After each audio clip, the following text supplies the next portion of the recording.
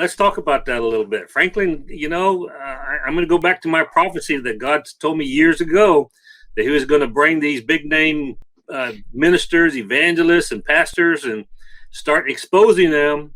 And that's what's happening today. Yep. They are being exposed. Yep, absolutely. Look, we can go all the way back to, Beth Moore. She's been slamming Trump for I don't know how long. And then the other day she really came out talking about and slamming the Trump supporters. Then she came out, or then you had Franklin Graham, or not Franklin Graham, you had Jensen Franklin come out here about a month or two ago. He was calling Biden elect. Anybody that's saying Biden elect right now at this point is a red flag, guys. It's because they are trying to protect the old religious order. They're trying to protect the political order. They're trying to usher in the new world order. It's amazing to me. And then, I had tweeted out the day before, it was yesterday or whatever, and I had some people attacking me about Franklin Graham. And I said, I lumped him in with Beth Moore. I said, some people are more cunning. And, here, I'll just read it here real quick. Where's it at? Right here. Deep state church leaders like Beth Moore are more overt in their attacks. Others are more covert, sly, and cunning, but they will always out themselves. I said on the last night's show, and this was like on Monday night when I was on the show with Chris, I said on last night's show to watch for others to join her. These deep state pastors have been activated. Now, he came out and he gave this little thing here. It was on Facebook, and I'm not going to read the whole thing here. Right. But he was basically congratulating Trump and praying for his next chapter in his life. So he was very cunning and sly about how he said this. And I had tweeted that out, and some people had attacked me. And then, was it the yesterday I tweeted out, you leaders that are giving up and giving in to the enemy, leading your people astray, and America astray, need to repent. These leaders have grieved the heart of God. And I put hashtag no faith, spiritual treason, deep state church, no fear of the Lord. And it was an article he wrote in Facebook where he literally said, talking about President Biden elect, or elect President-elect Biden. Right. And I'm like, there it is. He came out and openly said Biden, or President-elect Biden. And I said, it's like at this point, Paul, anybody who's siding with Biden at this point, one, you have no faith. You are leading your people astray, literally over a cliff is what you're doing. Yeah, and you are literally aiding the enemy. You are committing spiritual treason at this point. You don't know what God is in fact saying for this time. Right. So if you claim to know what God is saying for this time, then why are you aiding the enemy by doing this? You are literally leading your people over a cliff right now. And America, how many millions of people, just between Beth Moore, Jensen Franklin, and Franklin Graham, how many millions follow these people? Lots. And I millions. And I sat there and listened to Jensen Franklin, where he was talking about, we're going to pray for President-elect Biden. And, this, that, and the other. And he was telling us people, we voted, we've done all we can do at this point. It's in God's hands. Wrong. It's not. It's in our hands right now. If you sit on your hind end and do nothing, guess what? God's going to hand it over to the enemy at this point. It's still our point, our choice here to fight in this fight and take the fight to the enemy. This fight is far from over, man. God. It is far from over. But when you listen to these guys, they want to stay neutral.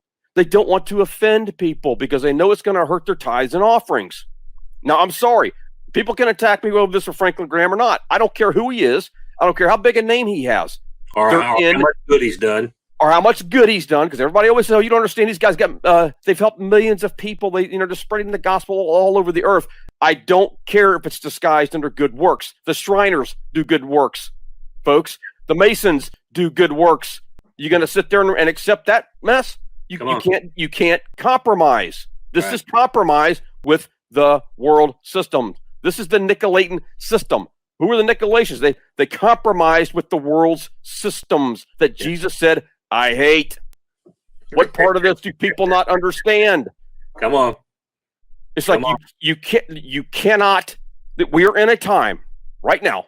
I'm gonna put this warning out. We are in a time right now where it's black or white. There is no neutral. Come on. The devil owns the fence. We all know that. Mm-hmm.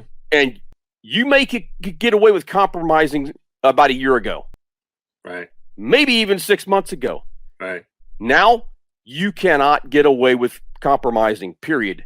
You are either for God or you are against him. And what God is saying right now, choose this day whom you are going to serve. And these pastors and prophets, we talked about this on one of your shows, because the one last prophecy I wrote said basically prophets and priests are defiled. Right. They have a defilement on them. So when you have this going on, they're part of the system. Why is it that no prophet or prophetic voice prophesies against the church or prophesies against the system? Come It's on. because they can't. Come on. When you can't prophesy something you're a part of. And I Right. believe, I call it Baal's veil, where they are veiled. They cannot see what they're doing. Right. Why am I one of the only ones that prophesies against the system? Because I'm not in it. Yep. My eyes have not been veiled. God has opened the veil to me and be able to see what's going on in the system. Yeah. These guys are deep state. Anybody that's going for Biden right now, congratulating President-elect Biden, they are deep state.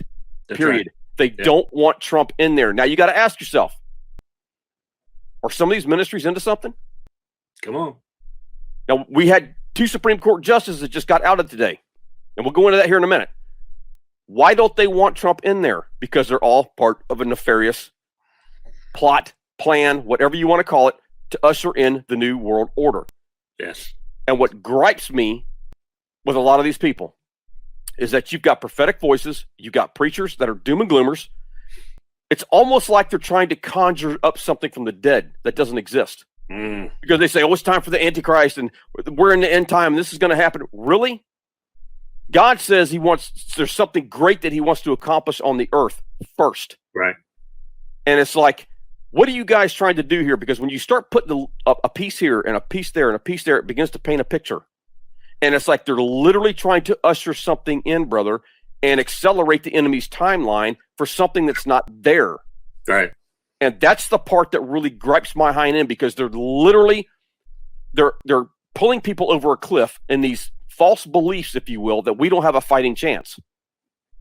And that's the part that really upsets me, because this is a rescue mission. God is trying to rescue as many people, but you've got the Franklin Grahams of the world. You've got the Beth Moores. You got the Jensen Franklins. You got all these different people that are leading people over a cliff thinking, well, we just need to get along to go along to get along. Right. Right. You know what I mean? And when you contrast this to the churches, what we've talked about before in the Revolutionary War, the first one to fire a shot was a pastor. And these guys would take up physical arms to protect their flock.